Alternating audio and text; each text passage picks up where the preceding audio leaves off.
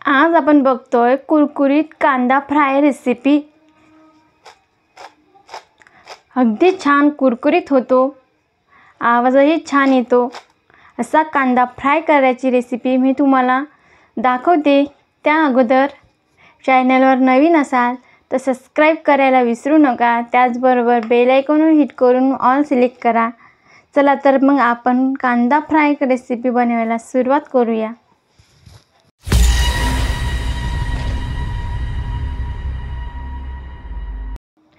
कांदा फ्राय रेसिपीसाठी लागणारे साहित्य आपण बघतोय।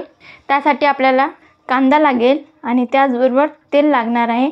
तर कांदा मी असा उभा पातळ चिरून घेतला, असा तुम्ही बघू शकता। त्याचे असा सुट्टा करून घेतला, बारीक बारीक कापून सुरीने।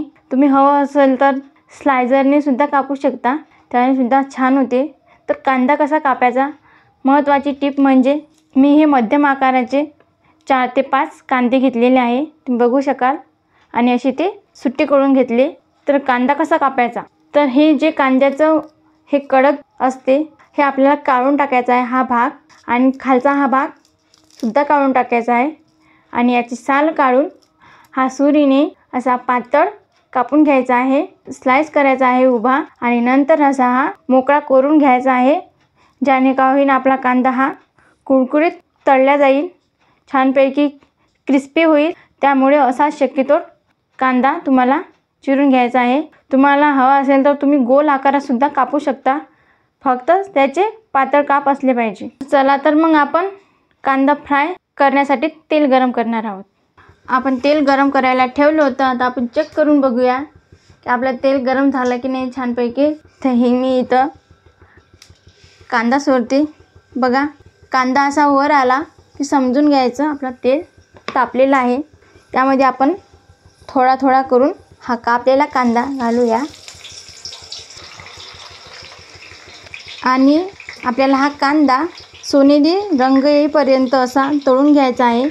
गॅस हा मंद आचेवरच ठेवावा, त्यामुळे कांदा असा कुरकुरीत तळला जातो। पण कांदा तळताना वेळी खूप काळजी घ्यायची आहे, कारण शक्यतो कांदा जळू पण शकतो।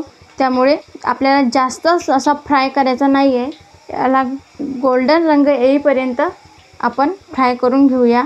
जर तुम्ही एका वेळेस सर्व कांदा या तेलामध्ये फ्राय करायला टाकला तर तो असा चांगला कडक कुरकुरीत होणार नाही, तो नरम राहील, त्याच्या आतून बाजू हे कच्ची राहील।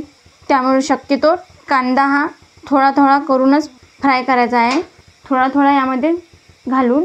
तुम्ही बघू शकता याला सोनेरी रंग यायला सुरुवात झाली आहे, पण आपला कांदा हा जळायला पण नको।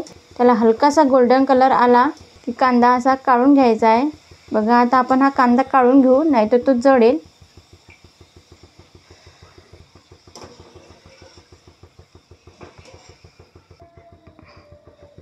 तर याचप्रमाणे आपण दुसरी बॅच सुद्धा तळून घेऊ।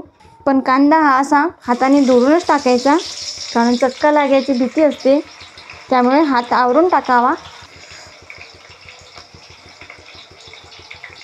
तुम्ही हा तळलेला कांदा बिर्याणी किंवा नॉनव्हेज पदार्थामध्ये वापरू शकता।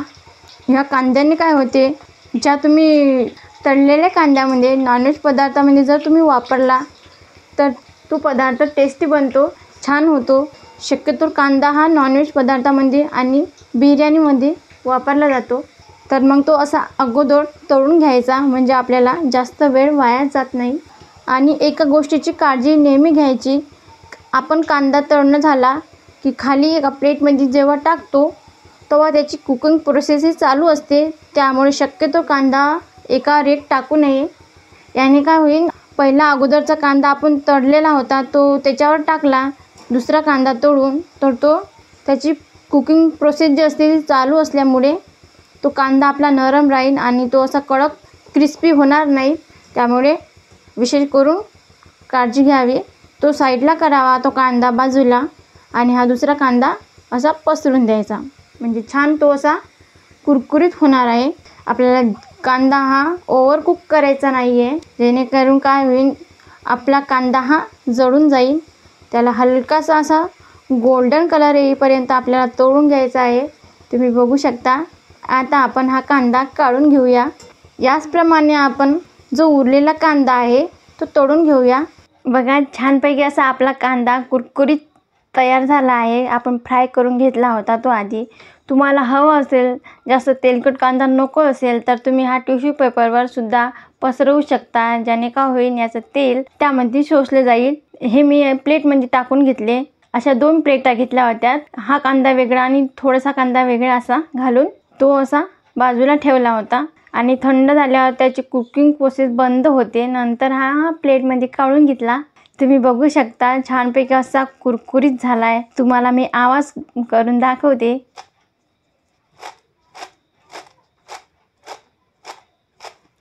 बघा छान कुरकुरीत असा झालाय। आवाजही छान येतोय आणि या कांद्याचा सुगंधही छान येतोय। अशा प्रकारे तुम्ही कांदा फ्राय रेसिपी करू शकता।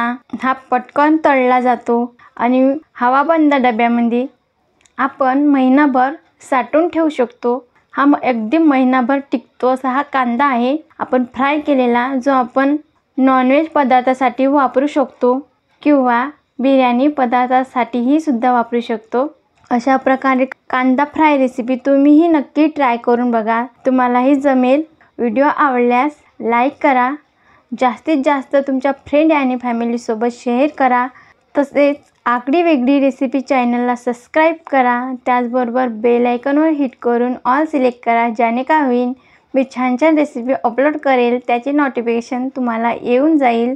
असेच छान छान पदार्थ बनवून नेहमी खात राहा। भेटूया पुढील व्हिडिओमध्ये।